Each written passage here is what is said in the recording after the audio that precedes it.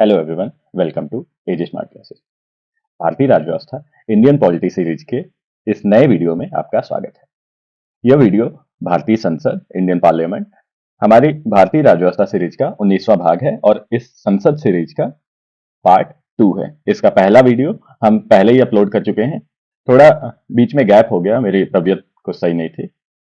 अब हमारे संविधान में पार्लियामेंट के बारे में बहुत विस्तार में दिया गया है, तो ये काफी लंबा टॉपिक हो जाता है, इसलिए एक वीडियो में कंप्लीट नहीं हो पाया। हमने इसको टोटल 3 भागों में कवर किया हुआ है। ये इसका पार्ट 2 है। साथियों, अगर आप हमारे चैनल पर नए हैं या सीरीज का पहला वीडियो देख रहे हैं तो आप पिछले वीडियोज को भी अवश्य देखें और इसका पार्लियामेंट का तो पहला वीडियो जरूर ही देख लें, जिससे आप इस सीरीज के साथ, इस वीडियो के साथ प्रॉपरली कनेक्ट कर सकें।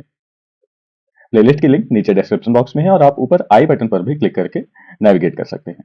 अगर आपको इस वीडियो की पीडीएफ चाहिए तो आप नीचे कमेंट जरूर करें और हमारा टेलीग्राम चैनल भी ज्वाइन करें, जिसकी लिंक नीचे डिस्क्रिप्शन बॉक्स में है। तो चलिए शुरुआत करते हैं। अब जैसा मैंने बताया, पिछले वीडियो में भी बताया था कि पार्लियामेंट के टोटल 3 भाग हैं। कौन कौन से? राज्यसभा, लोकसभा और राष्ट्रपति।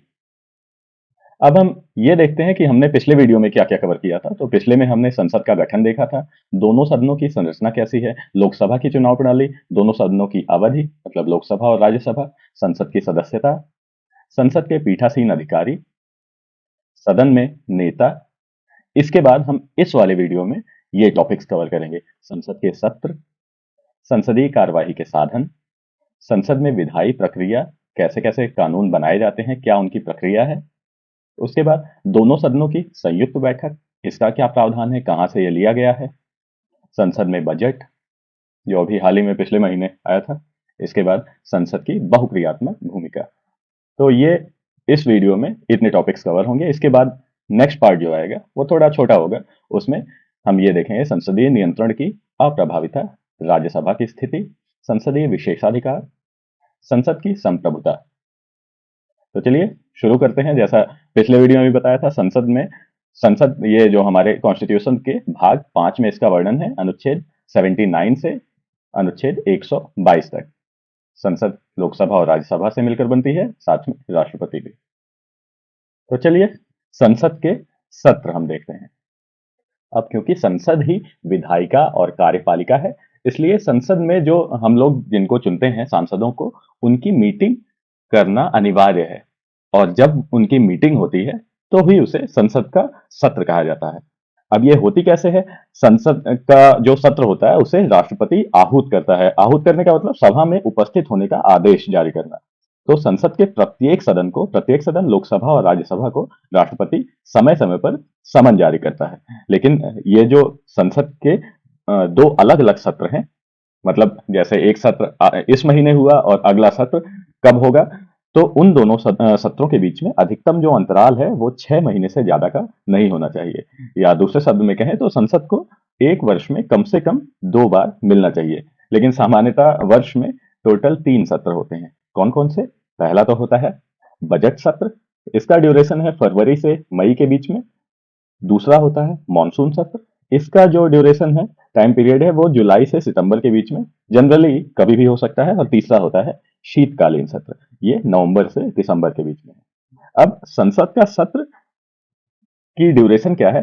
तो पहली बैठक से लेकर सत्रावसान मतलब सेशन खत्म होना उस तक, या अगर लोकसभा के मामले में कहें तो अंतिम में लोकसभा जब विघटित हो जाती है तो उस समय के मध्य की अवधि को संसद का सत्र कहा जाता है। और सत्र के दौरान जो सदन है, लोकसभा या फिर राज्यसभा, उनके कार्यों का जो संचालन है वो हर एक दिन आहूत होता है। एक सत्र के सत्रावसान और दूसरे सत्र के प्रारंभ होने के मध्य में जो अवधि है उसको अवकाश कहते हैं।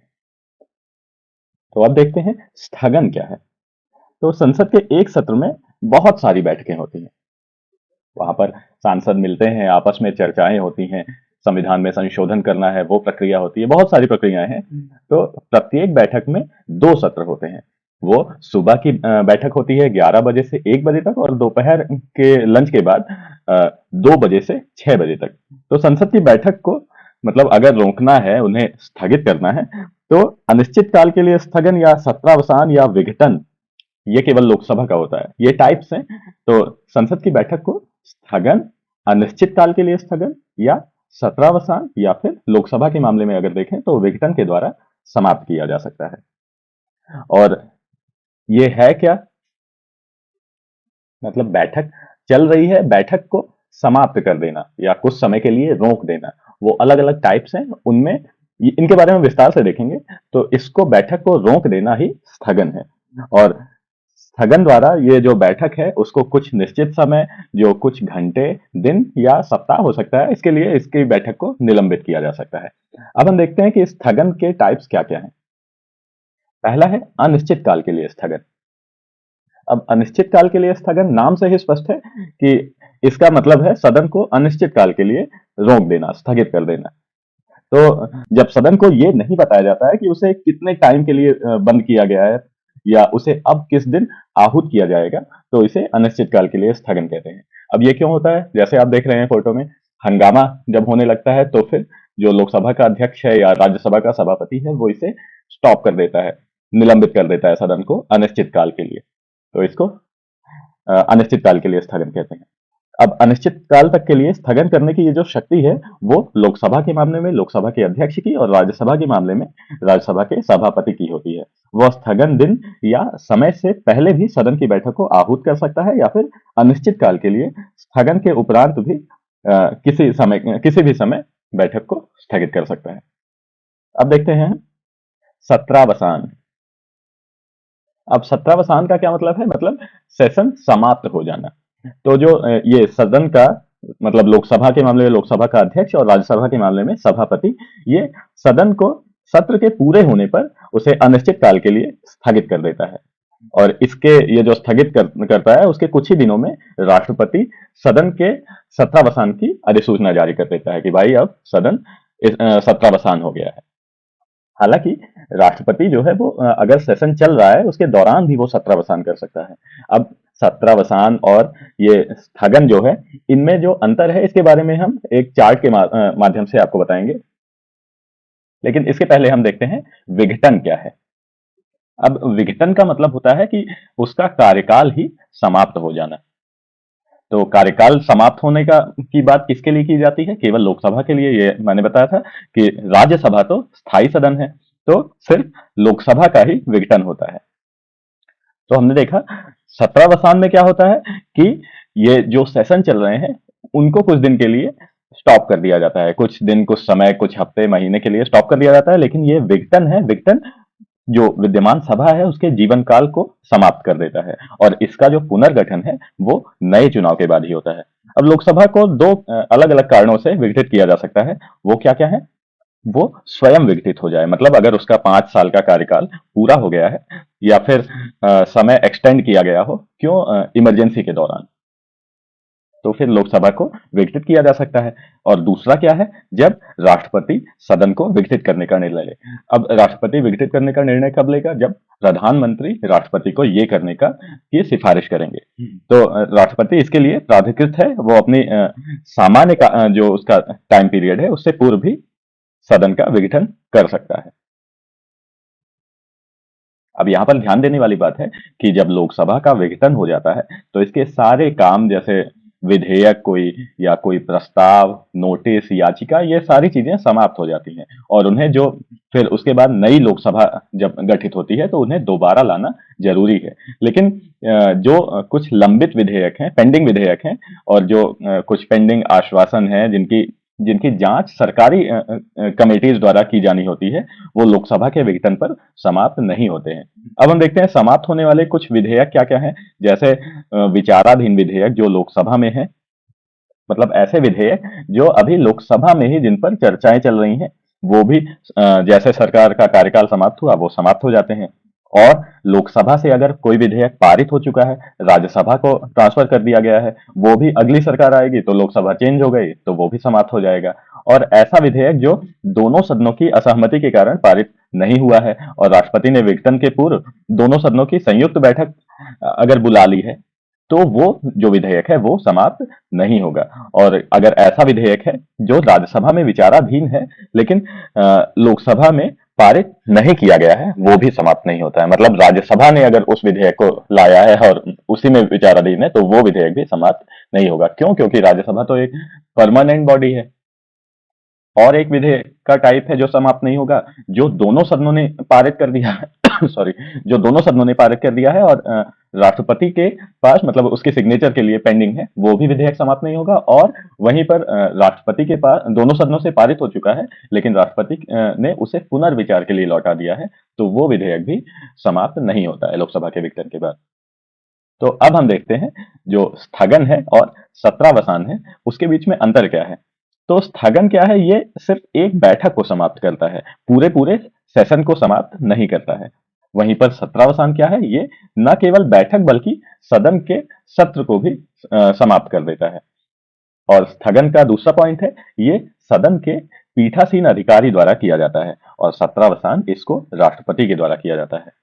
तीसरा पॉइंट है स्थगन में यह किसी विधेयक या सदन में विचाराधीन काम पर असर नहीं डालता, क्योंकि वही जो काम है वो दोबारा होने वाली बैठक में फिर से किया जा सकता है। और सत्रावसान का तीसरा पॉइंट है, ये भी किसी विधेयक पर प्रभाव नहीं डालता, लेकिन बचे हुए काम के लिए अगले सत्र में नया नोटिस जारी करना पड़ता है। अब इसके बाद हम देखते हैं कि ये जो मेंबर्स हैं इनकी बैठक में गणपूर्ति या कोरम क्या है। तो कोरम एक मिनिमम नंबर है सांसदों का जिनकी उपस्थिति पे जिनकी उपस्थिति सदन में कार्य करने के लिए अनिवार्य है। जैसे आप फोटोज में देख सकते हैं, लोकसभा पूरी खाली पड़ी है, मुश्किल से मतलब क्लास के बच्चों ने बंक मार दिया है एक साथ में। तो एक दो बच्चे जो वो आते ही आते हैं हमेशा स्कूल में, उसी तरह से अगर एक दो बच्चे आए हैं इधर, एक दो बच्चे इधर आए हैं लोकसभा में और राज्यसभा में, तो ये जो बैठक है वो पूरी नहीं होगी, मतलब इसको स्थगित कर दिया जाएगा। तो प्रत्येक सदन में जो पीठासीन अधिकारी है वो और बाकी जो सदस्य हैं उनको मिलाकर अगर टोटल संख्या जो पूरी जो स्ट्रेंथ है उसका 1/10वां हिस्सा नहीं है तो फिर कोरम नहीं होगा। मतलब कोरम या जो गणपूर्ति है ये सदस्यों का जो क्लासरूम में उपस्थित जो मिनिमम लोग हैं उनकी संख्या मिनिमम संख्या है जिनकी उपस्थिति से काम पूरा किया जा सके। और ये संख्या है कितनी, ये संख्या है टोटल जितनी सीट्स हैं लोकसभा में कितनी है 550, उनका 1/10वां हिस्सा। मतलब लोकसभा में कम से कम 55 सदस्य होने चाहिए और राज्यसभा में कम से कम 25 सदस्य होने चाहिए, तभी इनका कार्य संपादित किया जा सकता है। और सदन के संचालन का अगर कोरम पूरा नहीं होता है तो अध्यक्ष या फिर सभापति का ये दायित्व है कि वो सदन को या तो स्थगित कर दे या फिर जब तक कोरम नहीं उपस्थित हो जाता है तब तक कोई भी काम आगे ना बढ़ाए। अब आगे देखते हैं सदन में मतदान। अब जो भी काम किया जा रहा है सदन में, टोटल 550 लोग हैं। अब 550 लोगों में कोई भी काम या कोई भी चर्चा में निर्णय तक कैसे पहुंचा जाए, तो उसके लिए सदन में मतदान कराया जाता है। तो सभी मामलों में सदन में या दोनों सदनों की अगर संयुक्त बैठक हो रही है तो उपस्थित सदस्य जो हैं उनके बहुमत के द्वारा कोई भी निर्णय लिया जाता है। अब उस बहुमत में पीठासीन अधिकारी का मत नहीं जुड़ा होता है, लेकिन पीठासीन अधिकारी को निर्णायक मत देने का अधिकार है। मतलब मान लीजिए कोई कंक्लूजन लिया जा रहा है, उसमें हाँ कहने वाले और ना कहने वाले दोनों बराबर बराबर हो गए, तो फिर जो पीठासीन अधिकारी है वो अपना निर्णायक मत दे सकता है। और वहीं पर संविधान में कुछ विशिष्ट मामले भी हैं, उनके लिए विशेष बहुमत की जरूरत है। जैसे राष्ट्रपति के खिलाफ महाभियोग अगर लेना है या संविधान संशोधन की कार्यवाही करनी है, पीठासीन जो अधिकारी हैं उनको हटाना है, इनमें सब में विशेष बहुमत की जरूरत होती है। अब जो सदन में मतदान प्रक्रिया है उसमें कुछ इंपॉर्टेंट पॉइंट्स हैं। जैसे चर्चा का जब अंत हो जाता है तो लोकसभा का अध्यक्ष या फिर राज्यसभा का सभापति एक प्रश्न पूछकर जो प्रस्ताव कोई भी दिया गया है उसमें सदस्यों की राय मांगता है। और प्रस्ताव में वो कहता है कि वो लोग जो प्रस्ताव के पक्ष में हैं वो आए बोले, AYE आए बोले, और जो प्रस्ताव के विरोध में है वो नो बोले। तो फिर जब ये मतदान हो जाए, मतलब जब लोग बोल देते हैं आए या नो, तो उसके बाद जो लोकसभा का अध्यक्ष है या फिर राज्यसभा के सभापति हैं वो फिर बोलते हैं कि मैं समझता हूं कि प्रस्ताव आयस के पक्ष में गया है या फिर नोज के पक्ष में गया है। मतलब वो इंग्लिश में अगर बोलेंगे तो बोलेंगे आई थिंक द आयज हैव इट या फिर I think the nose have it. और इसी के हिसाब से जो प्रश्न है उसका कंक्लूजन या उसका निश्चय निकल लिया जाता है। और अगर किसी प्रश्न को लेकर लोकसभा के निर्णय को चुनौती दे दी जाती है तो फिर वो आदेश करते हैं कि लॉबी स्पष्ट हो जाए। मतलब 3 मिनट और 3 सेकंड बीत जाने पर वो प्रश्न को दोबारा पूछेंगे और घोषणा करेंगे कि उनकी राय में जीत आयस की हुई है या फिर नोज की हुई है। और अगर सभा का जो अध्यक्ष है उसके द्वारा इस प्रकार घोषित की गई राय को फिर से चुनौती दी जाती है तो फिर वो आदेश देते हैं कि मत को एक ऑटोमेटिक वोट रिकॉर्डर से रिकॉर्ड किया जाए तथा आयस तथा नोज स्लिप का उपयोग किया जाए या फिर सदस्य एक लॉबी में चले जाएं। ये आप फोटो में भी देख रहे हैं, मतदान प्रक्रिया ऐसे चल रही है। तो ये होता है सदन में मतदान। हम एक वीडियो के माध्यम से आपको दिखा रहा हूं मैं कि कैसे मतदान होता है और ये कैसे बोला जाता है।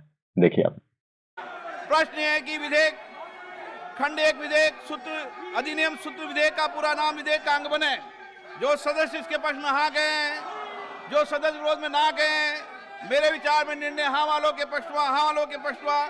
प्रश्न The question is that the Family Courts Amendment Bill 2022 as passed by Lok Sabha be taken to consideration. Those in favor will please say aye. Those against will please say no. I think the ayes have it, the ayes have it, the ayes have it. The motion is adopted. इसके बाद आगे चलते हैं संसद में भाषा।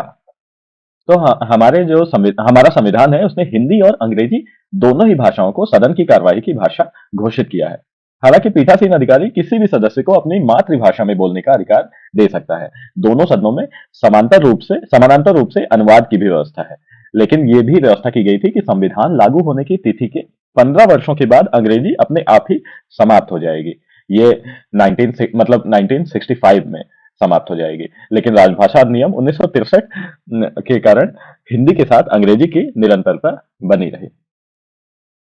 यहाँ पर एक बात और नोट करने वाली है कि मंत्री जो होते हैं तो मंत्रियों को सदन के किसी भी मतलब किसी भी संसद के सदन में बोलने का अधिकार होता है, अपने विचार व्यक्त करने का अधिकार होता है। मतलब जैसे कोई संसद का सदस्य लोकसभा का सदस्य है तो भी अगर वो मंत्री है तो वो राज्यसभा में भी अपने विचारों को व्यक्त कर सकता है। और यदि वो महान्यायवादी है तो भी वो संसद के किसी भी सदन में या फिर संसद की संयुक्त बैठक में भाग ले सकता है, लेकिन उसे मतदान का अधिकार नहीं होता है। वहीं पर जो मंत्री है वो जिस सदन का सदस्य है उसे उस सदन में ही केवल मतदान का अधिकार होता है। अब देखते हैं लेमडक सत्र, ये क्या नई चीज है। ये है नई लोकसभा के गठन से पूर्व, जो मतलब जैसे लोकसभा का कार्यकाल समाप्त हो गया है तो फिर नई लोकसभा गठन होगा। तो नई लोकसभा के गठन से पहले जो अभी करंट की लोकसभा है उसका जो अंतिम सेशन होगा, अंतिम सत्र होगा, उसे लेमडक सत्र कहा जाता है। अब वर्तमान लोकसभा के वो सदस्य जो नई लोकसभा में फिर से निर्वाचित नहीं हो पाते हैं उन्हें लेमडक कहा जाता है। अब हम आगे चलते हैं संसदीय कार्यवाही के साधन। अब संसद में जो भी कार्यवाही, जो भी काम हो रहे हैं वो किस तरह से हो रहे हैं, क्या क्या प्रक्रिया है, क्या क्या उसके साधन हैं, तो कैसे काम करती है हमारी संसद। तो संसद में कई तरह के चीजें हैं। उनमें पहला हम देखते हैं प्रश्नकाल। प्रश्नकाल क्या है? Question hour. तो संसद का जो पहला घंटा है, मतलब जब संसद का सत्र शुरू हो रहा है तो बैठक का जो पहला घंटा है वो वाला घंटा प्रश्नकाल के लिए होता है। अब इसके टाइम पे जो संसद के सदस्य हैं वो जो कार्यकारी है हमारी संसद की कार्यपालिका, उससे प्रश्न पूछते हैं और सामान्यतः जो मंत्री हैं वो ही प्रश्नों के उत्तर देते हैं। अब प्रश्न 3 प्रकार के होते हैं। कौन कौन से? तारांकित प्रश्न, अतारांकित प्रश्न और अल्प सूचना वाले प्रश्न। अब ये क्या क्या है? तारांकित जो प्रश्न है, जैसे कोई भी ऐसी क्वेरी पूछी गई, किसी भी संसद के सदस्य ने क्वेरी पूछी तो उसका उत्तर, जो तारांकित प्रश्न है उसका उत्तर मौखिक दिया जाता है। और इसके बाद इससे जुड़े हुए पूरक प्रश्न, इससे मतलब जैसे किसी ने कुछ पूछा कि जैसे रेलवे के लिए मान लीजिए 50 रुपए का कुछ मतलब कोई चीज खरीदी गई तो उसके विषय में क्या कार्य हो रहे हैं, उस 50 रुपए से क्या काम किया गया है, उसके लिए किसी सदस्य ने मंत्री से प्रश्न पूछा। अब मंत्री ने उसका जवाब दिया तो उस जवाब के ऊपर क्रॉस क्वेश्चनिंग मतलब पूरक प्रश्न भी तारांकित प्रश्नों के ही अंदर आते हैं। इसके बाद पूरक प्रश्न पूछे जाते हैं। वहीं अगर अतारांकित प्रश्न देखें तो अतारांकित प्रश्न के मामले में लिखित रिपोर्ट आवश्यक होती है, मतलब उसका जवाब रिटर्न में दिया जाता है। लेकिन इसके बाद जो कॉम्प्लीमेंट्री पूरक प्रश्न है वो नहीं पूछे जा सकते हैं। और अल्प सूचना के प्रश्न क्या है? अल्प सूचना के प्रश्न वो होते हैं जिन्हें कम से कम 10 दिन का नोटिस देकर पूछा जाता है और इनका आंसर भी मौखिक रूप से ही दिया जाता है।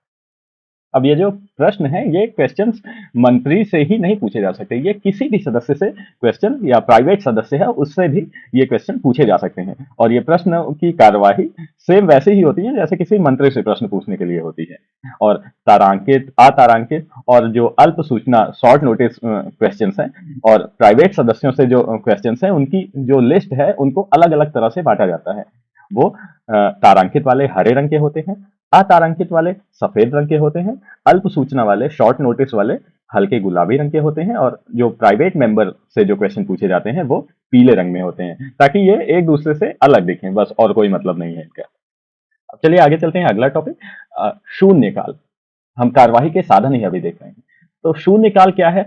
शून्यकाल एक मतलब भारत की संसदीय प्रक्रिया है, उसमें इसका कहीं पे भी उल्लेख नहीं किया गया है। ये एक अनौपचारिक तरह का साधन है जिसमें संसद का जो सदस्य है वो बिना किसी प्रायर नोटिस के, बिना किसी पूर्व सूचना के भी वो कोई मामला उठा सकता है।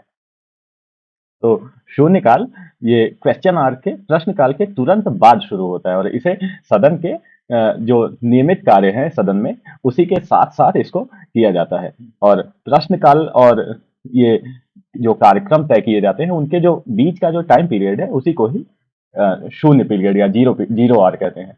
जो संसदीय प्रक्रिया में जीरो आवर वाली ये जो देन है ये भारत की ही देन है, ये और कहीं आपको नहीं मिलेगी।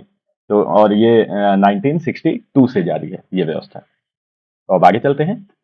प्रस्ताव, इसका मतलब प्रपोजल। तो जो कोई भी पब्लिक इंटरेस्ट में लोक महत्व का कोई भी मामला है इस पर तभी चर्चा की जा सकती है जब जो पीठासीन अधिकारी है, जैसे मतलब लोकसभा के मामले में लोकसभा अध्यक्ष, राज्यसभा के मामले में सभापति, बिना उसकी स्वीकृति के इस पर चर्चा या बहस नहीं की जा सकती। और जो अलग अलग विषय हैं उन पर सदन अपना जो मत है या निर्णय किसी मंत्री या गैर सरकारी सदस्य द्वारा लाए गए प्रस्ताव को या तो स्वीकृत करेगा या फिर अस्वीकृत करेगा। तो सदस्यों द्वारा जो लाए गए प्रपोजल्स हैं, प्रस्ताव हैं, उनकी 3 प्रमुख श्रेणियां हैं। वो कौन कौन सी हैं? पहली तो है महत्वपूर्ण प्रस्ताव। ये एक स्वयं वर्णित स्वतंत्र प्रस्ताव है। मतलब ये अपने आप ही अपने मतलब नाम से ही बता रहा है कि ये स्वतंत्र प्रस्ताव है। इसके तहत काफी इंपॉर्टेंट मामले जैसे राष्ट्रपति के खिलाफ महाभियोग और जो चीफ इलेक्शन कमिश्नर है, मुख्य निर्वाचन आयुक्त, इन सबको हटाने की जो प्रक्रिया है ये महत्वपूर्ण प्रस्ताव द्वारा लाई जाती है। दूसरा है स्थानापन्न प्रस्ताव। इसका मतलब है सब्स्टिट्यूट प्रपोजल। मतलब ये ऐसा प्रस्ताव है जो मूल प्रस्ताव लाया गया है उसका स्थान ले लेता है। अगर सदन इस प्रस्ताव को स्वीकार कर लेता है तो जो प्राइमरी है, मूल प्रस्ताव है, वो स्थगित हो जाता है। इसके बाद अगला है पूरक प्रस्ताव, कॉम्प्लीमेंट्री प्रपोजल। ये ऐसा प्रस्ताव है जिसका खुद का कोई अर्थ नहीं होता है। इसे सदन में तब तक पारित नहीं किया जा सकता है जब तक कि इसके मूल प्रस्ताव का संदर्भ ना दिया गया हो। अब इसकी भी 3 श्रेणियां हैं। सहायक प्रस्ताव जो नियमित प्रक्रिया के रूप में अलग अलग कार्य हैं उनके एग्जीक्यूशन में इस्तेमाल किया जाता है। दूसरा है स्थान लेने वाला प्रस्ताव। इसे वाद विवाद के दौरान किसी दूसरे मामले के संबंध में लाया जाता है और ये उस मामले का स्थान ले लेता है। तीसरा है संशोधन प्रस्ताव। ये क्या करता है? ये मूल प्रस्ताव के केवल भाग को परिवर्तित कर देता है या उसका स्थान लेने के लिए लाया जाता है। इसके बाद देखते हैं हम कटौती प्रस्ताव क्या है। ये प्रस्ताव जो कोई भी सदस्य है उसके द्वारा सदन में अगर वाद विवाद है उसको समाप्त करने के लिए लाया जाता है और अगर ये प्रस्ताव स्वीकृत हो जाता है तो वाद विवाद जो चल रहा है सदन में उसे रोक दिया जाता है और फिर इसे मतदान के लिए रखा जाता है। सामान्यतः 4 प्रकार के कटौती प्रस्ताव होते हैं। वो क्या है? पहला तो है साधारण कटौती। ये ऐसा प्रस्ताव है जिसे किसी सदस्य की ओर से रखा जाता है कि इस मामले पर पर्याप्त चर्चा अब हो चुकी है और इसे अब मतदान के लिए रख दिया जाए। दूसरा है कंपोनेंट्स में, इसके घटकों में कटौती। तो इस मामले में किसी प्रस्ताव का चर्चा से पूर्व विधेयक या लंबे संकल्पों का एक समूह बना लिया जाता है और वाद विवाद में जो चर्चा हो रही है उसमें इस भाग पर पूर्ण के रूप में चर्चा की जाती है और संपूर्ण भाग को मतदान के लिए रखा जाता है। तीसरा है कंगारू कटौती। इस प्रकार के प्रस्ताव में केवल सॉरी जो इंपॉर्टेंट टॉपिक्स हैं उसी पर ही बहस और मतदान किया जाता है और शेष खंडों को छोड़ दिया जाता है और उन्हें ऑटोमेटिकली पारित मान लिया जाता है। चौथा है गिलोटिन प्रस्ताव। जब किसी विधेयक या संकल्प के किसी भाग पर चर्चा नहीं हो पाती है तो उस पर मतदान से पूर्व चर्चा कराने के लिए इस प्रकार का प्रस्ताव रखा जाता है। अब इसके बाद देखते हैं विशेषाधिकार प्रस्ताव। तो ये क्या है? ये किसी मंत्री कोई मंत्री अगर अपने जो उसको संसद की तरफ से उसे विशेषाधिकार मिले हैं, तो उनके अगर उनका वो उल्लंघन करता है तो उसे विशेषाधिकार प्रस्ताव उस समय लाया जाता है। ये किसी भी सदस्य द्वारा पेश किया जाता है और जब सदस्य ये महसूस करे कि जो मंत्री है वो तथ्यों को सही प्रकट नहीं कर रहा है या फिर किसी मंत्री ने सदन या सदन के किसी एक या अधिक सदस्यों के विशेषाधिकारों का उल्लंघन किया है, तो इसका उद्देश्य है जो संबंधित मंत्री है उसकी निंदा करना। इसके बाद देखते हैं ध्यानाकर्षण प्रस्ताव।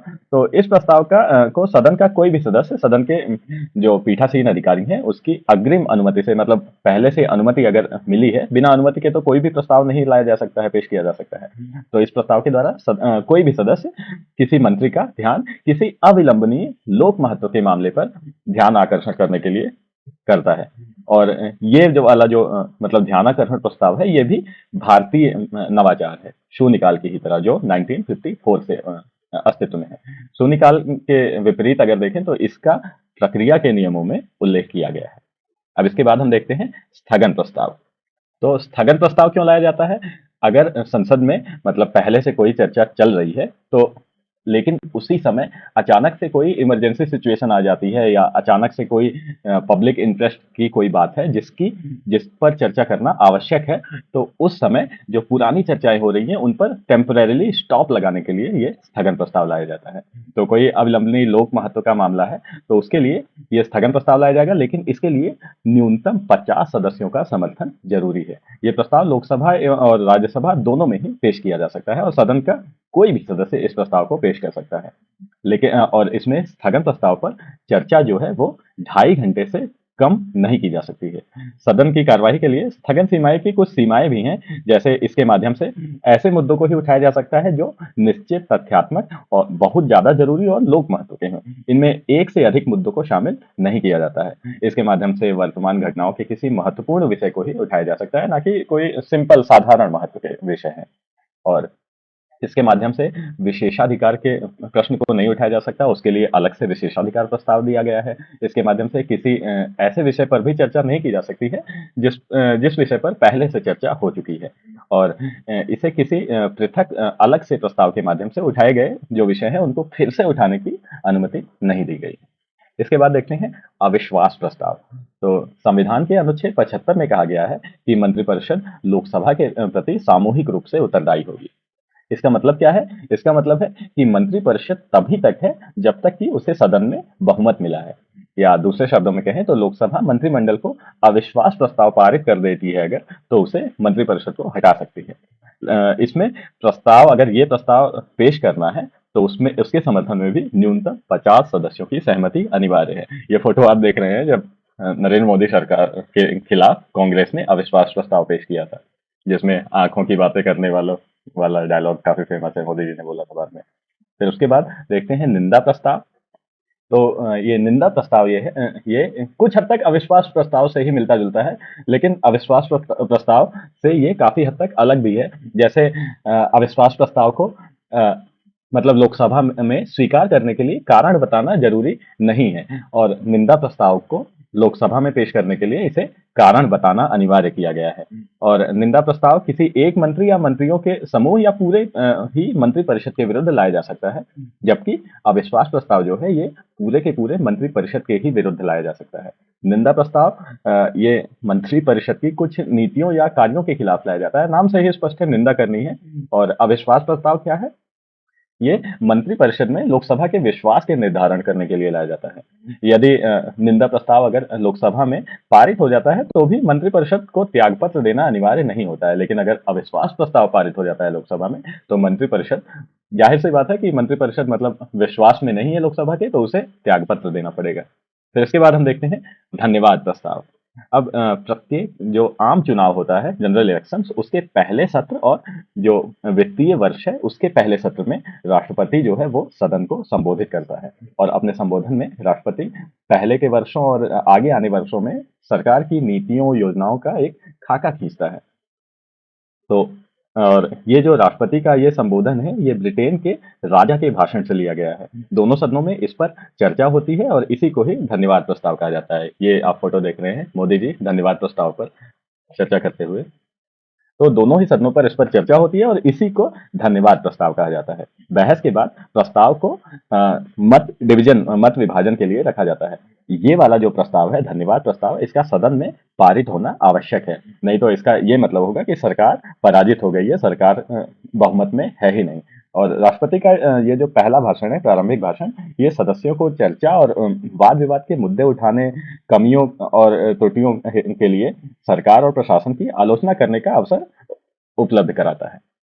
इसके बाद हम कुछ और प्रस्ताव देखते हैं, जैसे अनियत दिवस। ये ऐसा प्रस्ताव है जिसे अध्यक्ष चर्चा के लिए बिना किसी तिथि के निर्धारण किए हुए रखता है। अध्यक्ष सदन के नेता से, मतलब प्रधानमंत्री से चर्चा करके या सदन की कार्य मंत्रणा समिति की अनुशंसा से इस प्रकार के प्रस्ताव के लिए कोई भी दिन या समय निर्धारित कर देता है। इसके बाद औचित्य प्रश्न है। ये सदन के संचालन के अगर सदन संचालन के सामान्य नियमों का पालन नहीं करता है तो एक सदस्य औचित्य प्रश्न के माध्यम से सदन का ध्यान आकर्षित कर सकता है। ये जनरली ऐसी चीजें विपक्ष के ही पार्टियों द्वारा की जाएंगी। और इसके बाद देखते हैं आधे घंटे की बहस। ये क्या है? ये पर्याप्त लोक महत्व के मामलों पर चर्चा करने के लिए ऐसा मतलब प्रस्ताव लाया जाता है। अध्यक्ष ऐसी बहस के लिए सप्ताह में कोई भी 3 दिन निर्धारित कर सकता है। इसके बाद अल्पकालिक चर्चा, इसे जनरली 2 घंटे की चर्चा कहा जाता है, क्योंकि इस तरह की चर्चा के लिए 2 घंटे का से अधिक का समय नहीं लगता है। संसद का सदस्य किसी जरूरी सार्वजनिक महत्व के मामले पर बहस के लिए इस मुद्दे को रख सकता है। और जो सदन का अध्यक्ष है वो सप्ताह में एक बार इस पर बहस के लिए 3 दिन उपलब्ध करा सकता है। फिर विशेष उल्लेख, ये क्या है? ऐसा मामला जो औचित्य प्रश्न नहीं है उसे प्रश्नकाल के दौरान नहीं उठाया जा सकता। आधे घंटे की बहस जिसमें कई सारे मामले शामिल हैं, इसे विशेष उल्लेख के तहत राज्यसभा में उठाया जा सकता है। यह लोकसभा के नियम 377 के अधीन नोटिस कहा जाता है। इसके बाद संकल्प देखते हैं। ये क्या है? साधारण जो पब्लिक इंटरेस्ट के महत्व हैं, लोक महत्व के विषय हैं, उस पर सरकार का ध्यान आकर्षण करने के लिए कोई भी संसद का सदस्य एक संकल्प ला सकता है। किसी समय द्वारा प्रस्तावित संकल्प या संकल्प के संशोधन को सभा की अनुमति के बिना वापस नहीं किया जा सकता है। ये संकल्प भी 3 प्रकार के होते हैं, जैसे गैर सरकारी सदस्यों का संकल्प। ये संकल्प गैर सरकारी सदस्यों द्वारा लाया जाता है। इस पर बहस केवल वैकल्पिक शुक्रवार एवं दोपहर की बैठक के बाद ही की जा सकती है। दूसरा है सरकारी संकल्प। ये संकल्प किसी मंत्री द्वारा लाया जा सकता है। इसे किसी भी दिन सोमवार से गुरुवार तक लाया जा सकता है। शुक्रवार को गैर सरकारी सदस्य का संकल्प होता है। और तीसरा है सांविधिक संकल्प। इसे या तो गैर सरकारी सदस्य द्वारा या फिर किसी मंत्री द्वारा लाया जा सकता है। और ऐसा इसलिए कहा जाता है क्योंकि इसे संविधान के उपबंध के या अधिनियम के तहत ही लाया जा सकता है। संकल्प प्रस्तावों से कई संदर्भों में भिन्न होते हैं, जैसे सभी संकल्प महत्वपूर्ण प्रस्तावों की ही श्रेणी में आते हैं। इसका मतलब है कि प्रत्येक संकल्प एक विशिष्ट प्रकार का प्रस्ताव होता है। ये अनिवार्य, और वहीं पर ये जरूरी नहीं है कि जो प्रस्ताव लाए गए हैं वो सारे ही प्रस्ताव महत्वपूर्ण हैं। इसके अतिरिक्त यह भी अनिवार्य नहीं है कि सभी प्रस्तावों को सभा की स्वीकृति के लिए रखा ही जाए। इसके बाद आगे देखते हैं हम संसद में विधायी प्रक्रिया। अब संसद में विधायी प्रक्रिया की बात करें तो विधायी प्रक्रिया संसद के दोनों सदनों में संपन्न होती है। विधायी प्रक्रिया मतलब क्या है? कि जो विधान बनाने की प्रक्रिया है, मतलब कोई भी कानून जैसे बनता है, जैसे 370 धारा हटाई गई, या फिर इस समय जो कुछ दिनों से चर्चा में चल रहा है कि समान नागरिक संहिता लागू होनी चाहिए, तो ये सब लागू कैसे होता है? संविधान में ये संसद में सत्रों के दौरान इस पर चर्चा होती है और फिर वो चर्चाएं उनका वो परिणत होती है, मतलब वो कंक्लूड होती है जाकर के कानून बनने के साथ। तो हमने बताया विधायी प्रक्रिया संसद के दोनों सदनों में ही संपन्न होती है। प्रत्येक सदन में हर विधेयक समान चरणों में ही पारित होता है। प्रत्येक सदन मतलब लोकसभा और राज्यसभा में। फिर संसद में पेश होने वाले जो विधेयक हैं वो 2 तरह के होते हैं, सरकारी विधेयक और गैर सरकारी विधेयक। इन्हें क्रमशः सरकारी सदस्यों का विधेयक और गैर सरकारी सदस्यों का भी विधेयक कहा जाता है। यद्यपि दोनों ही समान प्रक्रिया के तहत ही सदन में पारित होते हैं, लेकिन उनमें कई प्रकार का अंतर होता है। वो अंतर क्या क्या है वो हम आपको बाद में अभी बताएंगे इसी वीडियो में ही। अब हम पहले देखते हैं कि संसद में विधेयक कितने तरह के विधेयक होते हैं। तो टोटल विधेयक 4 अलग अलग उनको श्रेणियों में वर्गीकृत किया गया है। कौन कौन सी? साधारण विधेयक, धन विधेयक, वित्त विधेयक और संविधान संशोधन विधेयक। अब इनको हम एक एक करके देखते हैं। साधारण विधेयक, ये क्या होता है? ये वित्तीय विषयों के अलावा अन्य सभी विषयों से संबंधित कोई भी विधेयक है तो उसे साधारण विधेयक कहते हैं। दूसरा है धन विधेयक। तो ये विधेयक वित्तीय विषयों जैसे करारोपण, लोक व्यय इत्यादि से संबंधित होते हैं, धन विधेयक। इसके बाद हम देखते हैं वित्त विधेयक। तो वित्त विधेयक ये भी वित्तीय विषयों से ही संबंध होते हैं, लेकिन इनके विषय धन विधेयकों से भिन्न होते हैं। इसके बाद नेक्स्ट है संविधान संशोधन विधेयक। तो ये विधेयक संविधान में जो उल्लेख किया गया है, उपबंध है, उनमें संशोधन से संबंधित होते हैं। तो संविधान में सारे ये जो चारों हैं विधेयक, इन सारे विधेयकों के बारे में अलग प्रक्रिया मतलब बताई गई है, कैसे इनकी प्रक्रिया होगी। तो इस वीडियो में हम आपको साधारण विधेयक, वित्त विधेयक और धन विधेयक से संबंधित प्रक्रिया को आपको क्या प्रक्रिया होती है इसके बारे में बताएंगे। संविधान संशोधन वाला है विधेयक है, इसकी चर्चा हम पिछले वीडियो में कर चुके हैं। अगर आपने नहीं देखा है तो मैं ऊपर आई बटन में इसका लिंक दे रहा हूं, आप देख सकते हैं। तो अब देखते हैं साधारण विधेयक। तो कोई भी जो साधारण विधेयक है ये रूल बुक में जाने से पहले संसद में 5 अलग अलग स्टेप से होकर के गुजरता है। तो इसकी प्रक्रिया क्या क्या है वो हम स्टेप बाय स्टेप देखते हैं। पहला है प्रथम पाठन, मतलब फर्स्ट रीडिंग होती है उसकी। तो जो कोई भी साधारण विधेयक है वो संसद के किसी भी सदन में, लोकसभा में हो या फिर राज्यसभा में हो, किसी भी सदन में उसको प्रस्तुत किया जा सकता है। इसको किसी मंत्री द्वारा या फिर संसद के किसी भी सदस्य के द्वारा प्रस्तुत किया जा सकता है।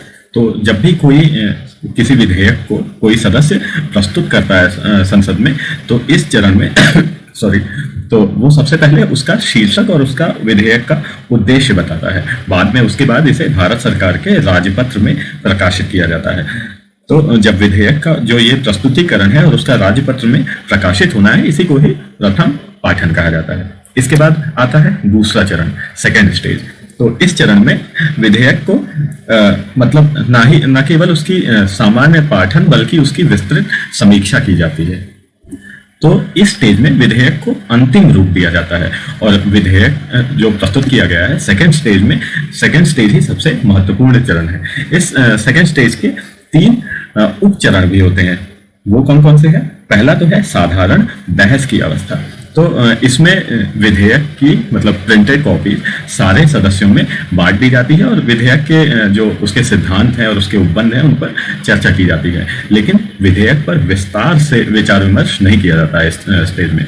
और इसमें संसद काफी सारे कदम उठा सकता है, जैसे वो इस पर तुरंत चर्चा कर सकता है या इसके लिए कोई अन्य तिथि निर्धारित कर सकता है। इसे सदन की किसी प्रवर समिति को सौंपा जा सकता है या फिर इसे दोनों सदनों की संयुक्त समिति को सौंपा जा सकता है, अथवा इसे जनता का विचार जानने के लिए सार्वजनिक किया जा सकता है। सेकेंड आता है इसमें समिति अवस्था। तो जनरली विधेयक को सदन की एक प्रवर समिति को सौंप दिया जाता है और ये समिति विस्तार पूर्वक जो विधेयक है उस पर अलग अलग खंडवार विचार करती है, लेकिन वो जो ये समिति है ये इसके मूल विषय में परिवर्तन नहीं करती है। तो जब ये समीक्षा हो जाती है समिति के द्वारा तो ये इसे वापस सदन को सौंप देती है। फिर आता है इसमें तीसरा स्टेज, विचार विमर्श की अवस्था। तो जब प्रवर समिति से विधेयक वापस आ जाता है तो उसके बाद सदन इसके जो सारे उपबंध है उसकी समीक्षा करता है और विधेयक के हर उपबंध पर खंडवार चर्चा की जाती है और मतदान किया जाता है। तो इस अवस्था में सदस्य संशोधन भी प्रस्तुत कर सकते हैं और अगर संशोधन स्वीकार हो जाते हैं तो वे भी विधेयक का हिस्सा बन जाते हैं। तो सेकेंड रीडिंग हो गई। इसके बाद आता है थर्ड स्टेज, तृतीय पाठन।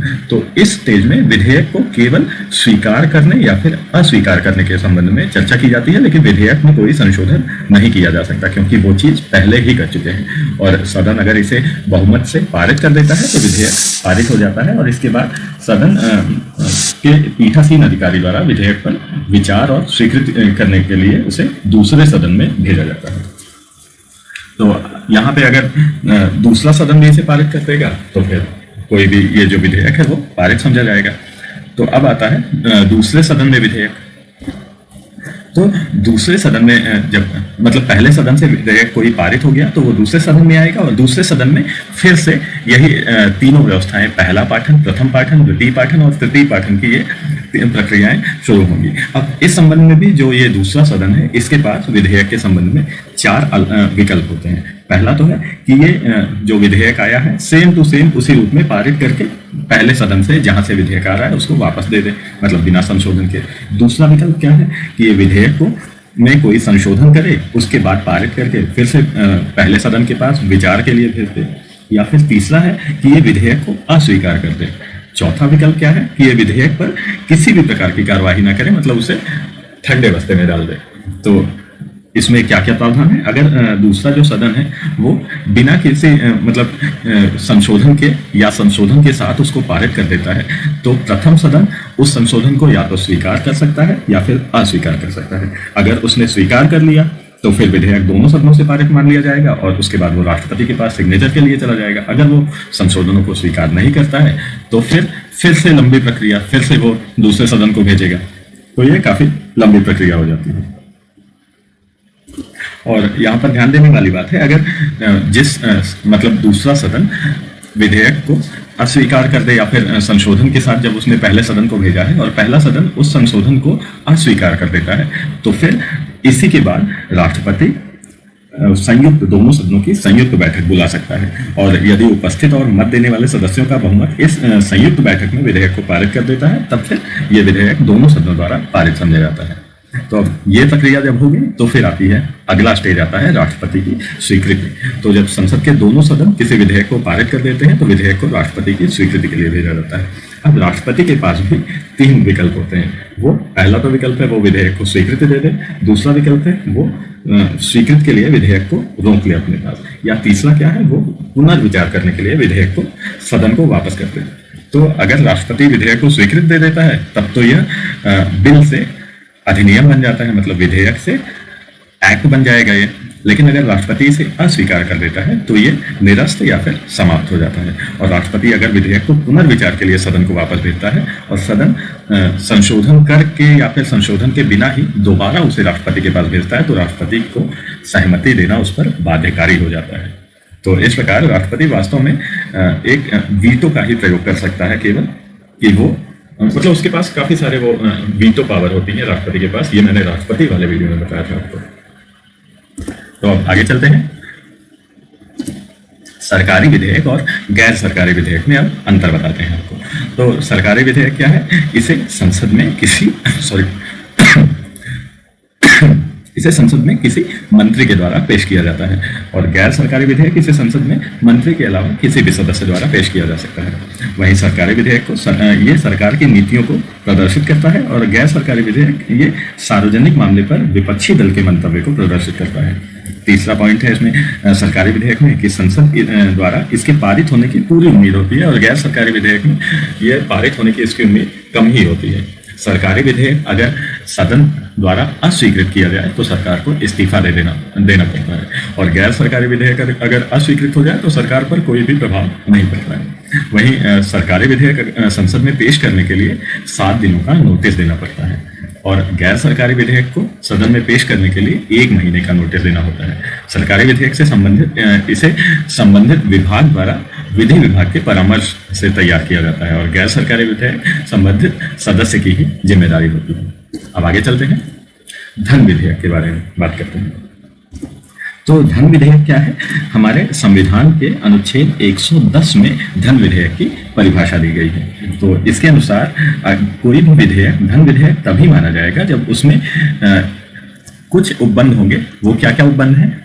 पहला तो किसी कर का अधिरोपण मतलब इम्पोजिशन, उत्सादन मतलब एबोलिशन, परिहार मतलब रिमिशन, परिवर्तन या विनियमन मतलब किसी टैक्स का इम्पोजिशन, अबॉलिशन, रिमिशन, अल्टरेशन या रेगुलेशन करना टैक्सेस का। दूसरा पॉइंट इसमें होगा कि केंद्रीय सरकार द्वारा उधार लिए गए धन का रेगुलेशन करना। और तीसरा है भारत की संचित निधि या आकस्मिकता निधि की अभिरक्षा, ऐसे किसी निधि में धन जमा करना या उसमें से धन निकालना, और भारत की संचित निधि से धन का विनियोग करना, रेगुलेशन करना, और भारत की संचित निधि पर भारत किसी व्यय की उद्घोषणा करना या इस प्रकार के किसी व्यय की राशि में वृद्धि करना। और इसके बाद भारत की संचित निधि या लोक लेखे में किसी प्रकार के धन की प्राप्ति या अभिरक्षा या इनसे व्यय या इनका केंद्र या राज्य की निधियों का लेखा परीक्षण। तो अगर ये सारे पॉइंट्स इसमें हैं, उपबंध हैं, तो ये धन विधेयक माना जाएगा। तो अब हम देखते हैं धन विधेयक के संबंध में संविधान में क्या क्या उपबंध है। इसको धन विधेयक को पारित कराने के लिए संविधान में एक विशेष प्रकार की प्रक्रिया है, और इसमें पहले तो जैसे विधेयक को लाया जाएगा, उसके बाद इसको राष्ट्रपति की स्वीकृति के लिए रखा जाता है। लेकिन धन विधेयक के संबंध में लोकसभा के अध्यक्ष का निर्णय अंतिम निर्णय होता है। उसके निर्णय को किसी न्यायालय, संसद या राष्ट्रपति द्वारा भी चुनौती नहीं दी जा सकती। तो जब धन विधेयक राज्यसभा एवं राष्ट्रपति के पास स्वीकृति हेतु जाता है तो लोकसभा का अध्यक्ष इसे धन विधेयक के रूप में मतलब बताता है कि ये धन विधेयक है अथवा नहीं। तो संविधान में संसद द्वारा धन विधेयक को पारित करने के संबंध में एक विशेष तरह की प्रक्रिया है और धन विधेयक को केवल लोकसभा में ही राष्ट्रपति की सिफारिश से प्रस्तुत किया जा सकता है। तो और इस प्रकार का जो भी विधेयक है इसे सरकारी विधेयक माना जाता है। तो धन विधेयक इसे केवल लोकसभा में ही प्रस्तुत किया जा सकता है। अब लोकसभा में जब ये पारित हो जाता है तो इसे इसके बाद राज्यसभा के पास उसके विचार के लिए रखा जाता है। लेकिन राज्यसभा के पास जो धन विधेयक के संबंध में शक्तियां हैं वो काफी ज्यादा रेगुलेटेड है, काफी ज्यादा प्रतिबंधित शक्तियां हैं। ये धन विधेयक को अस्वीकृत या फिर संशोधित नहीं कर सकती, ये केवल सिफारिशें कर सकती है और इसके बाद इसे केवल 14 दिनों का ही समय दिया जाता है। 14 दिनों के भीतर उसे इस पर स्वीकृति देनी ही होती है। अगर वो स्वीकृति नहीं देती है तो वो राज्यसभा द्वारा अपने आप ही पारित समझ लिया जाता है और लोकसभा के लिए ये जरूरी भी नहीं होता कि वो राज्यसभा की सिफारिशों को स्वीकार करे। अब लोकसभा किसी तरह की अगर सिफारिश को मान लेती है तो फिर इस संशोधित विधेयक को दोनों सदनों द्वारा संयुक्त रूप से पारित समझा जाता है। लेकिन अगर लोकसभा किसी सिफारिश को नहीं मानती है तो भी इसे मूल रूप में ही दोनों सदनों द्वारा पारित समझा जाता है। अब राज्यसभा जब 14 दिन तक के बाद इसे वापस कर देगी तो फिर इसे राष्ट्रपति की स्वीकृति के लिए भेजा जाएगा। राष्ट्रपति इस पर जब मुहर लगा देगा तो फिर ये पारित समझा जाता है। लेकिन जब धन विधेयक को राष्ट्रपति को प्रस्तुत किया जाता है तो वो या तो इस पर अपनी स्वीकृति दे सकता है या फिर इसे रोक कर रख सकता है वीटो का प्रयोग करके। लेकिन वो किसी भी दशा में इसे विचार के लिए वापस नहीं भेज सकता। क्यों? क्योंकि पहले ही राष्ट्रपति की सिफारिश के बाद ही ये विधेयक प्रस्तुत किया जाता है। तो अब हम देखते हैं साधारण विधेयक और धन विधेयक के बीच में अंतर। तो साधारण विधेयक लोकसभा या राज्यसभा में कहीं पे भी इंट्रोड्यूस किया जा सकता है, पूरा स्थापित किया जा सकता है। लेकिन धन विधेयक को सिर्फ लोकसभा में ही इंट्रोड्यूस कराया जा सकता है। साधारण विधेयक को मंत्री या किसी भी गैर सरकारी सदस्य द्वारा इंट्रोड्यूस किया जा सकता है, लेकिन धन विधेयक को किसी मंत्री द्वारा ही इंट्रोड्यूस कराया जा सकता है। और साधारण विधेयक राष्ट्रपति की परमिशन के बिना ही इंट्रोड्यूस होता है, जबकि धन विधेयक राष्ट्रपति की संस्तुति से ही इंट्रोड्यूस किया जा सकता है। और साधारण विधेयक को राज्यसभा द्वारा संशोधित किया जा सकता है या फिर अस्वीकार किया जा सकता है। धन विधेयक के लिए ऐसा नहीं है, राज्यसभा कुछ भी नहीं कर सकती इसमें। और साधारण विधेयक को राज्यसभा मैक्सिमम 6 महीने के लिए रोक सकती है, लेकिन धन विधेयक को केवल 14 दिन के लिए रोक सकती है। और वहीं साधारण विधेयक राज्यसभा में भेजने के लिए अध्यक्ष के प्रमाणन की जरूरत नहीं होती, जबकि धन विधेयक को अध्यक्ष के प्रमाणन की जरूरत होती है। और वहीं साधारण विधेयक को दोनों सदनों से पारित होने के बाद राष्ट्रपति की मंजूरी के लिए भेजा जाता है और असहमति की अवस्था में राष्ट्रपति संयुक्त बैठक बुला सकता है। लेकिन धन विधेयक को लोकसभा से पारित होने के बाद ही राष्ट्रपति की मंजूरी दे दी जाती है और दोनों सदनों के बीच असहमति का कोई प्रावधान है ही नहीं धन विधेयक के लिए। और साधारण विधेयक लोकसभा में अगर अस्वीकृत हो गया तो मतलब सरकार विश्वास में नहीं है लोकसभा की और सरकार को त्यागपत्र देना पड़ता है। और यहाँ पर धन विधेयक के संबंध में भी सेम यही है, अगर ये लोकसभा में अस्वीकृत हो गया तो सरकार को त्यागपत्र देना पड़ेगा। और साधारण विधेयक के लिए अगर इसे अस्वीकृत, पारित या राष्ट्रपति के द्वारा पुनर्विचार के लिए इसको भेजा जा सकता है। वहीं धन विधेयक को राष्ट्रपति केवल स्वीकृत कर सकता है या फिर अस्वीकृत कर सकता है, राष्ट्रपति इसे पुनर्विचार के लिए नहीं लौटा सकता है। तो अब आगे चलते हैं वित्त विधेयक। तो वित्त विधेयक क्या है?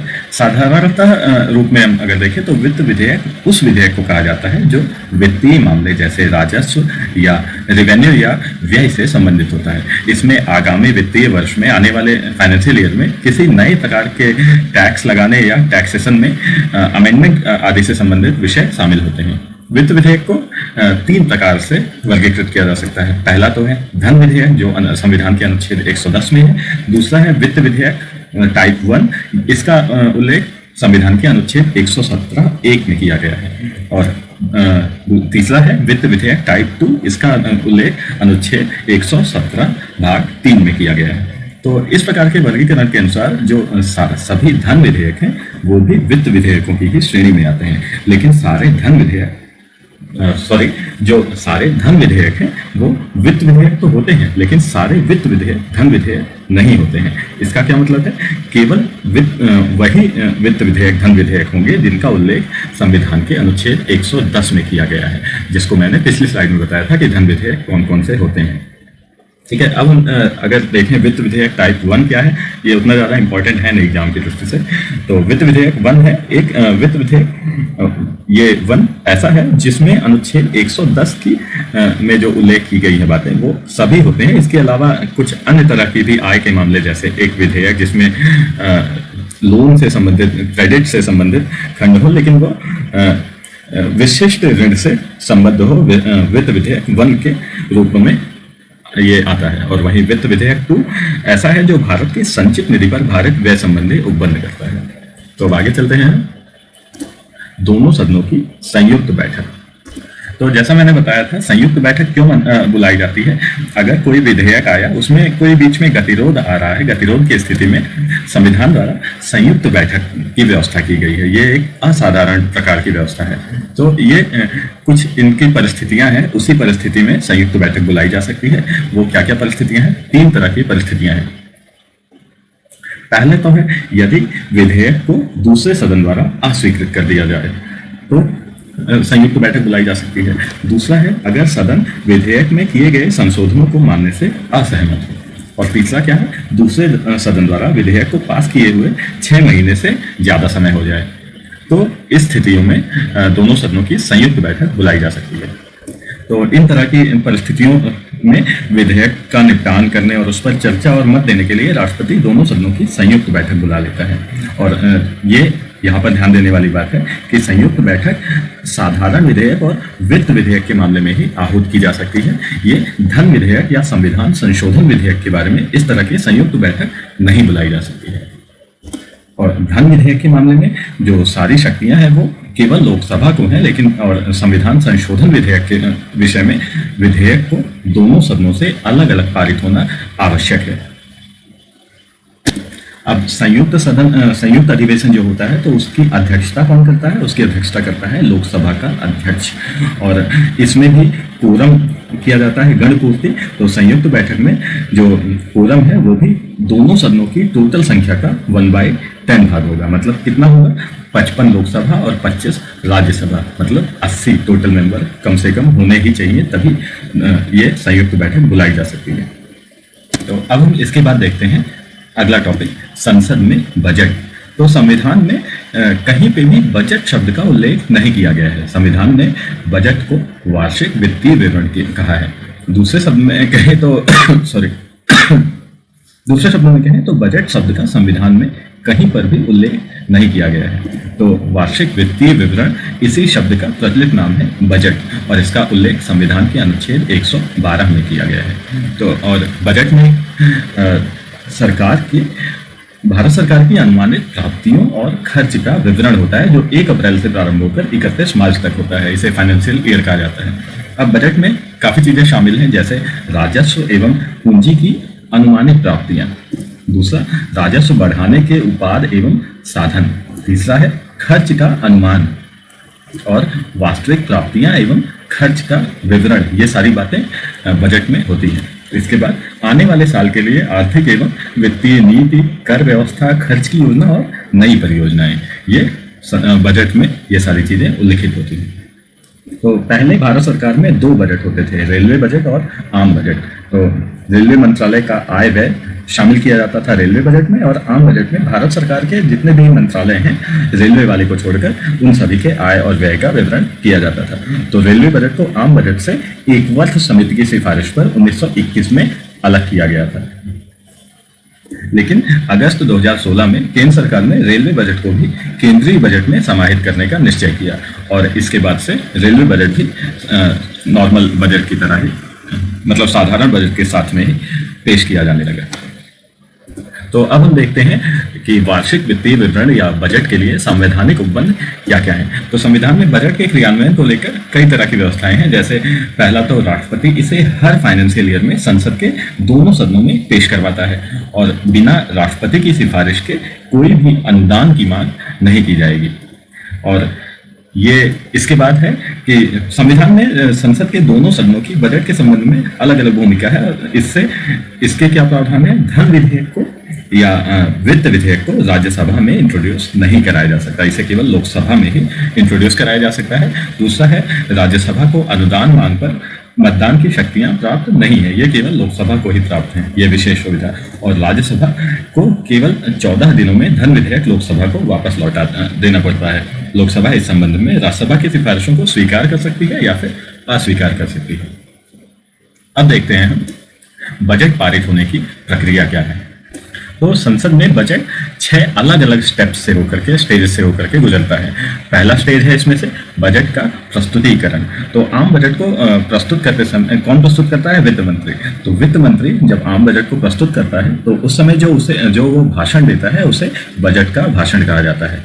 लोकसभा में भाषण के अंत में मंत्री बजट को प्रस्तुत करता है और इसके बाद इसे राज्यसभा में भेजा जाता है। राज्यसभा को अनुदान की मांगों पर कटौती का कोई भी अधिकार नहीं है। इसके बाद अगला स्टेज आता है आम बहस। तो जो साधारण बजट है इसके प्रस्तुत करने के कुछ दिन बाद बजट पर आम बहस चलती है और दोनों सदन इस पर 3 से 4 दिन तक बहस करते हैं और इस चरण में लोकसभा इसके पूरे या आंशिक भाग पर चर्चा कर सकती है। इससे संबंधित प्रश्नों को उठाया जाता है और बजट के अंत में वित्त मंत्री इस पर जवाब देते हैं।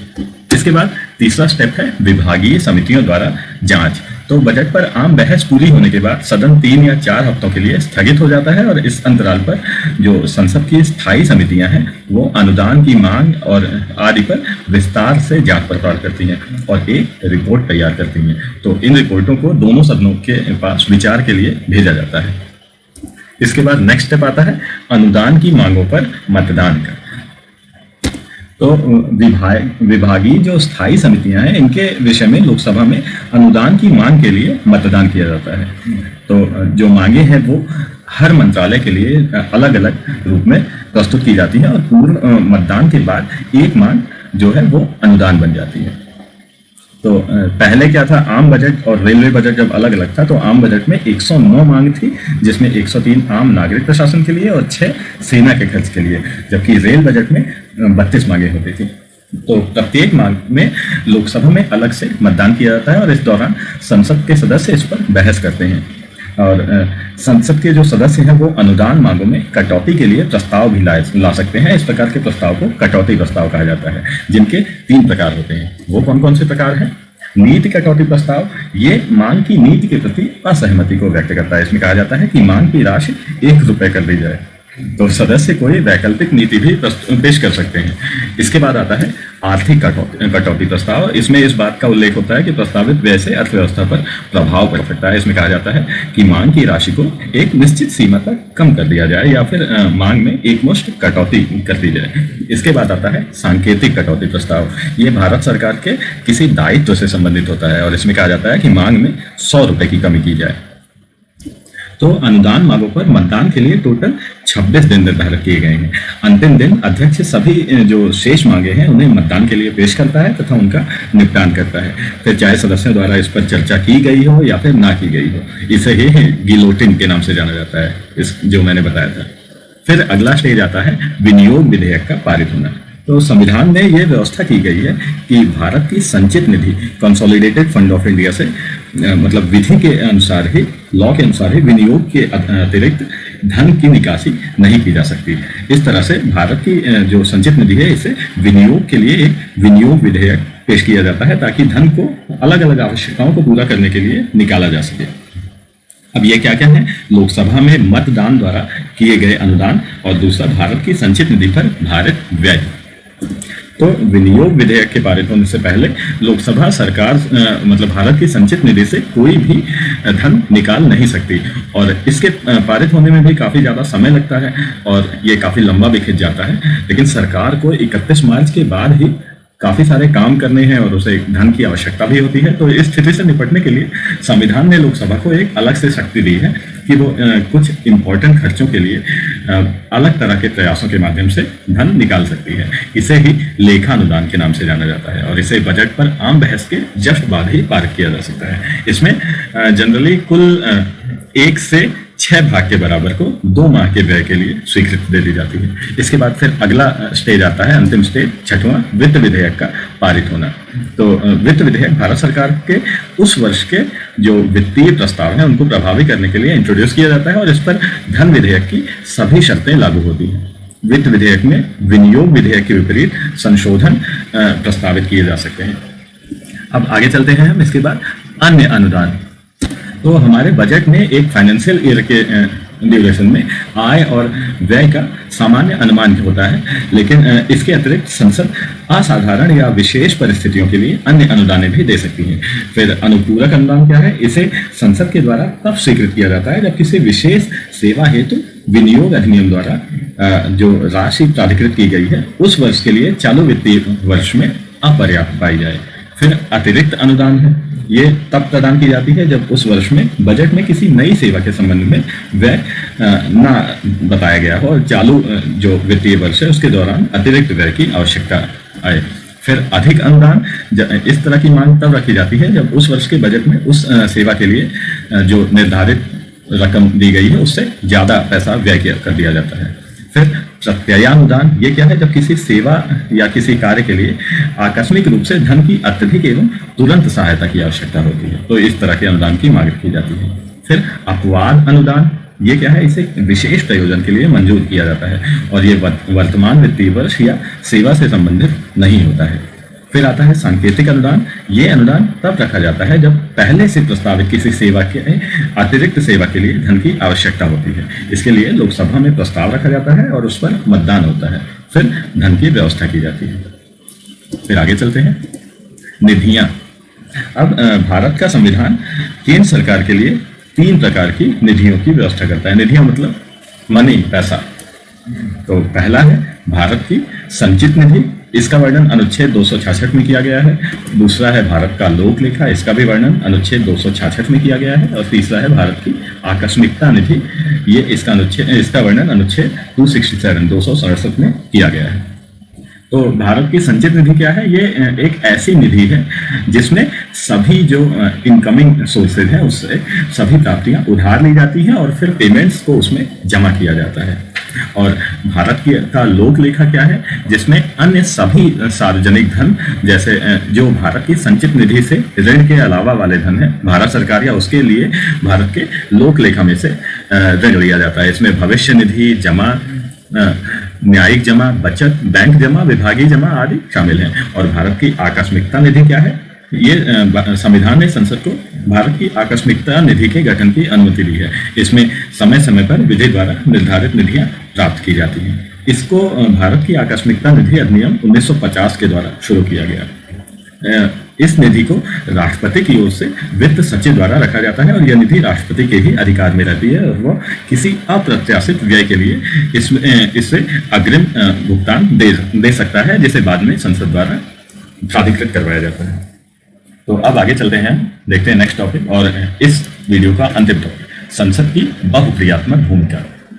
तो भारतीय जो शासन प्रणाली है इसमें संसद की केंद्रीय स्थिति है। जैसे ये फोटो है, मैं एक्सपर्ट हूँ, मुझे सब कुछ आता है, तो वैसे ही संविधान ये संसद की भी बहुक्रियात्मक भूमिका होती है और इसे विशेष शक्तियां प्राप्त हैं। तो इसकी शक्तियां क्या क्या हैं, इसको क्या क्या आता है राजपाल यादव की तरह?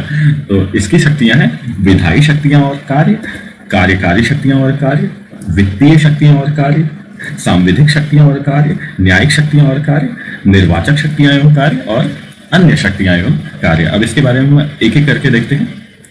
पहला है विधायी शक्तियां और कार्य। तो हमारी संसद जो है वो इसका प्राथमिक कार्य ही है देश के संचालन के लिए विधियां बनाना, कानून बनाना। इसके बाद संघ सूची के अनुसार, जिसमें मूल रूप से 97 विषय थे, अब 99 विषय हैं। 99 विषयों पर ये संघ सूची में कानून बना सकती है और अवशिष्ट विधियों पर भी अधिकार बना सकती है, जो अदर विधियां हैं, विषय हैं।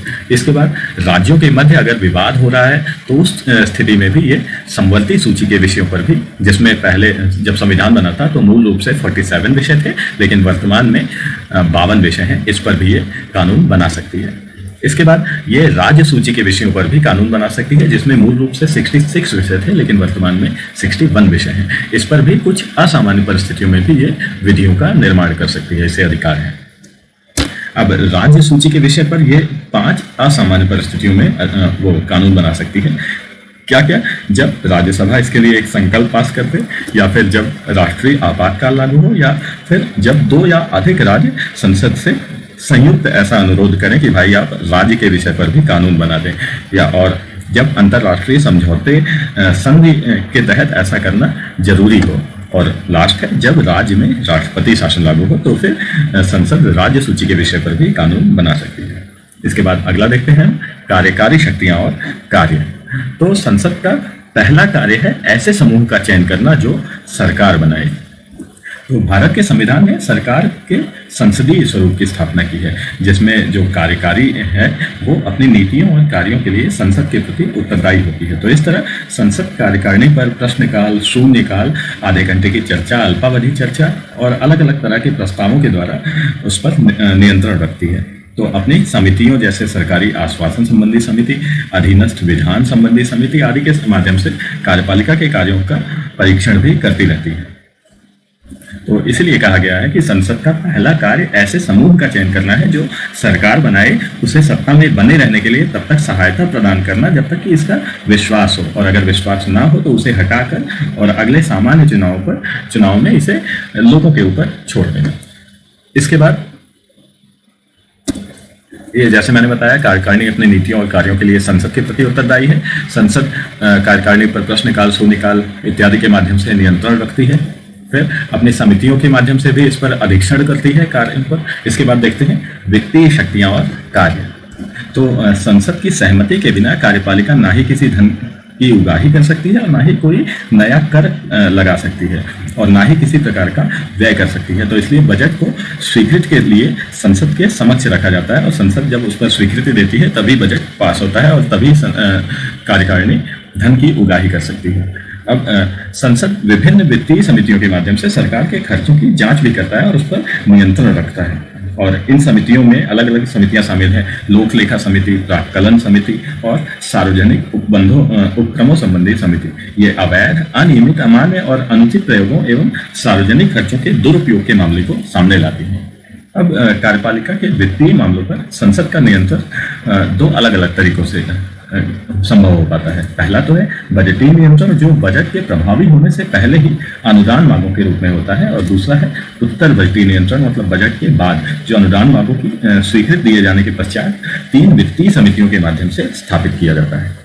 अब इसके बाद देखते हैं अगला, संवैधानिक शक्तियां एवं कार्य। तो संसद को संविधान में संशोधन की भी शक्तियां हैं। ये 3 प्रकार के संशोधन हैं। वो क्या क्या है वो आप पिछले वीडियो में देख सकते हैं, संविधान संशोधन वाले।